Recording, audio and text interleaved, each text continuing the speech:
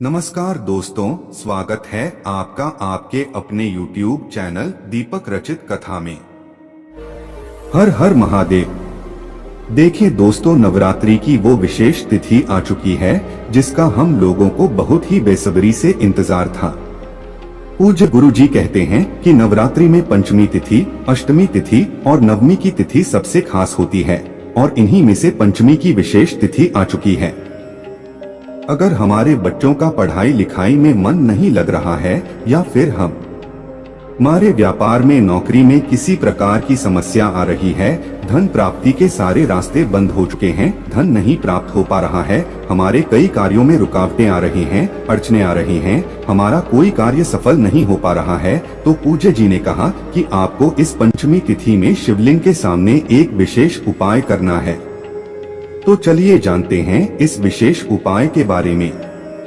लेकिन उससे पहले अगर आप भोलेनाथ जी को सच्चे दिल से मानते हो तो इस वीडियो को लाइक करें और चैनल को सब्सक्राइब करके कमेंट में हर हर महादेव जरूर लिखें।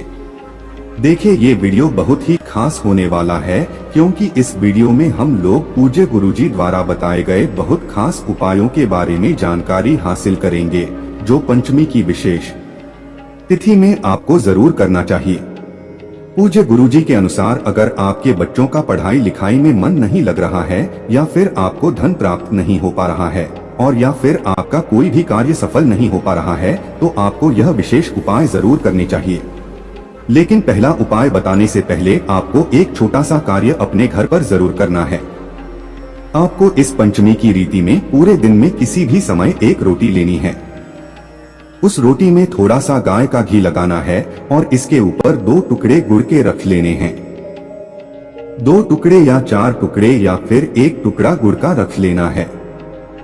अब ये रोटी आपको किसी भी लाल रंग की गाय माता को खिला देना है। अगर लाल रंग की गाय माता नहीं मिल पाती है तो फिर आप किसी भी रंग की गाय माता को यह रोटी खिला सकते हैं, लेकिन आपको खिलाना जरूर है। देखिए, गुरुवार के दिन इस बार पड़ रही है नवरात्रि की पंचमी तिथि।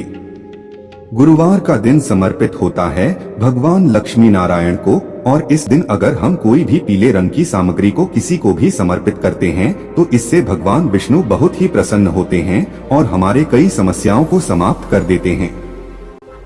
इसलिए आपको एक रोटी में घी लगाकर फिर उसके ऊपर कुछ गुड़ के टुकड़े रखकर गाय माता को जरूर खिलाना है। अब इसके बाद जानते हैं गुरुजी द्वारा बताए गए पहले खास उपाय के बारे में। देखिए, इस उपाय के लिए आपको ले लेना है 1 लोटा जल। लोटा तांबे का ले लीजिएगा और इसे पूरा जल से भर लीजिएगा।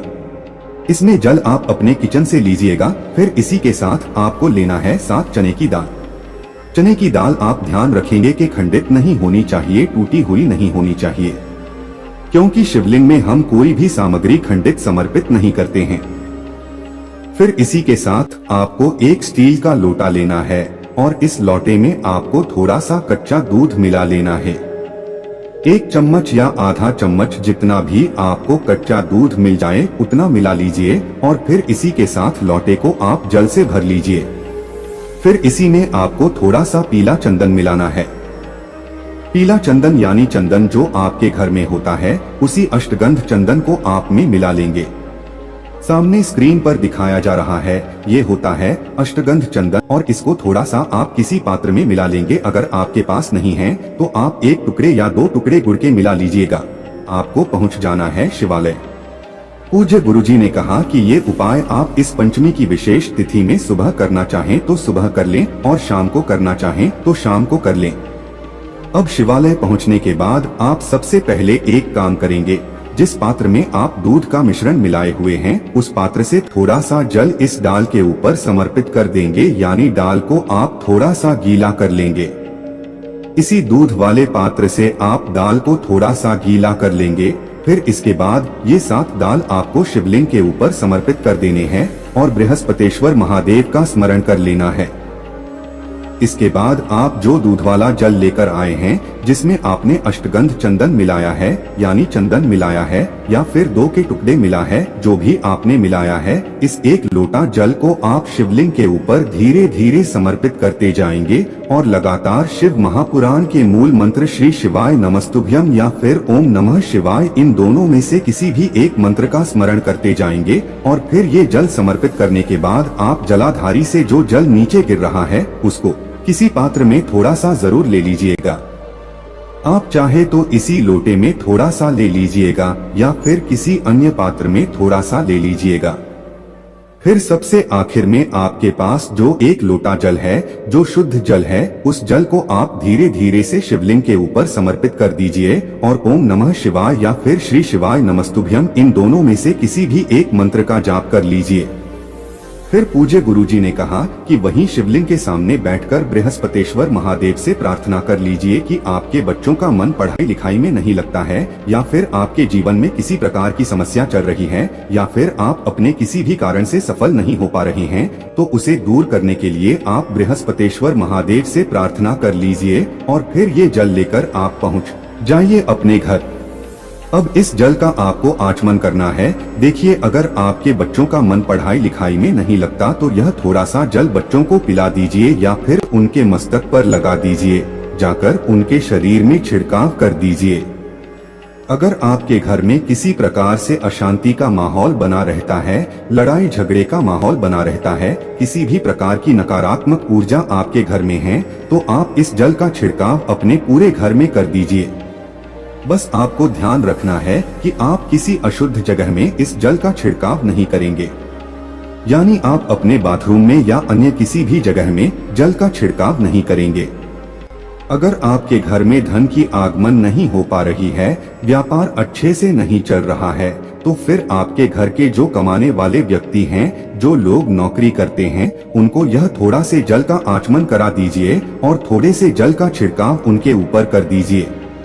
पूज्य गुरुजी ने कहा कि अगर हम नवरात्रि की पंचमी तिथि में यह विशेष उपाय कर लेते हैं तो हमारे जीवन से इन सारी समस्याओं का अंत होता है और हमें भी सुख समृद्धि वैभव धन इन सभी की प्राप्ति होती है। अब इसके बाद बात करते हैं पूज्य जी द्वारा बताए गए दूसरे खास उपाय के बारे में। देखिए, इस उपाय के लिए आपको बाहर कहीं भी नहीं जाना है, बल्कि ये उपाय आपको अपने घर पर ही करना है। इस उपाय के लिए आपको एक दीपक ले लेना। दीपक आप चाहें तो मिट्टी का भी ले सकते हैं या फिर आप अपने घर पर शुद्ध आटा मानकर उसका भी दीपक तैयार कर सकते हैं। इस दीपक में आपको दही का इस्तेमाल करना है और साथ ही साथ लंबी रुई की बत्ती का प्रयोग करना है। ध्यान रखिएगा, लंबी रुई की बत्ती का प्रयोग हम लोग अपने जीवन में धन प्राप्ति के लिए करते हैं, वंश वृद्धि के लिए करते हैं, व्यापार में वृद्धि के लिए करते हैं। जिन कार्यों में हम नीचे की ओर जा रहे हैं, उन कार्यों में तरक्की प्राप्त करने के लिए हम लोग लंबी रुई की बत्ती का प्रयोग करते हैं। फिर इसी के साथ आपको ले लेना है थोड़ी सी शुद्ध पिसी हुई हल्दी। अब देखिए, ये दोनों सामग्री लेकर आपको जाना है अपने घर के मंदिर के सामने। अगर माँ दुर्गा की फोटो है तो उनके सामने बैठ जाएंगे, माता पार्वती की है तो उनके सामने बैठ जाएंगे, माता सरस्वती की है तो उनके सामने बैठ जाएंगे, माता कुष्मांडा की है या फिर लक्ष्मी माता की है, किसी भी माता के स्वरूप की फोटो है तो आप उनके सामने बैठ जाएंगे। फिर आपको इस हल्दी में थोड़ा सा शुद्ध जल मिलाना है। अगर जल है तो जल मिला लीजिए या फिर गंगा जल है तो उस गंगा जल मिला लीजिएगा और इस हल्दी को एक लेप की तरह तैयार कर लीजिएगा। अब आप अपने घर के मंदिर के एक साइड में ओम बना दीजिएगा। इसी हल्दी से आपको ओम बनाना है। आपको अपने दाहिने हाथ की अनामिका उंगली से मंदिर के एक साइड में ओम बना देना है और फिर इस आम की आपको आरती करनी है।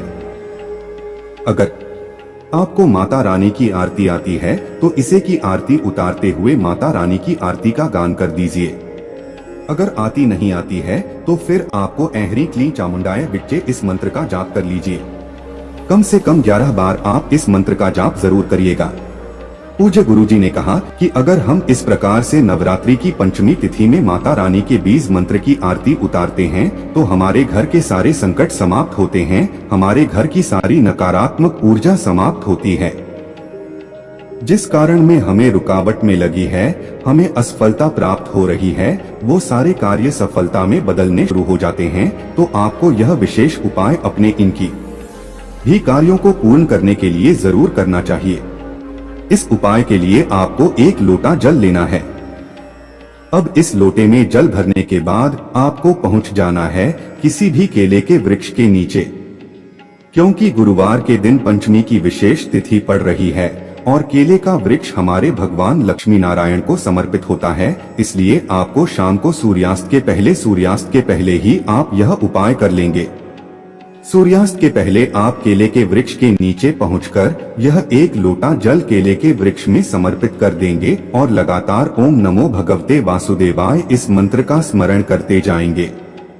यह जल समर्पित करते हुए आप कम से कम 11 बार ओम नमो भगवते वासुदेवाय इस मंत्र का जाप जरूर करिएगा। फिर इसके बाद वहीं केले के वृक्ष के सामने खड़े होकर या फिर बैठकर आप भगवान लक्ष्मी नारायण से प्रार्थना कर लीजिएगा कि आपके जीवन में धन प्राप्ति से संबंधित जो समस्याएं चल रही हैं, उनको दूर करने की कृपा करें। इस प्रकार से प्रार्थना करने के बाद फिर वापस आप अपने घर आ जाएगा।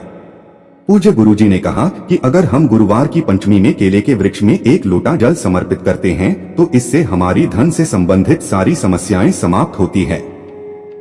तो दोस्तों, ये थे पूज्य गुरुजी द्वारा बताए गए कुछ बहुत ही खास उपाय। दोस्तों, आज के लिए बस इतना ही।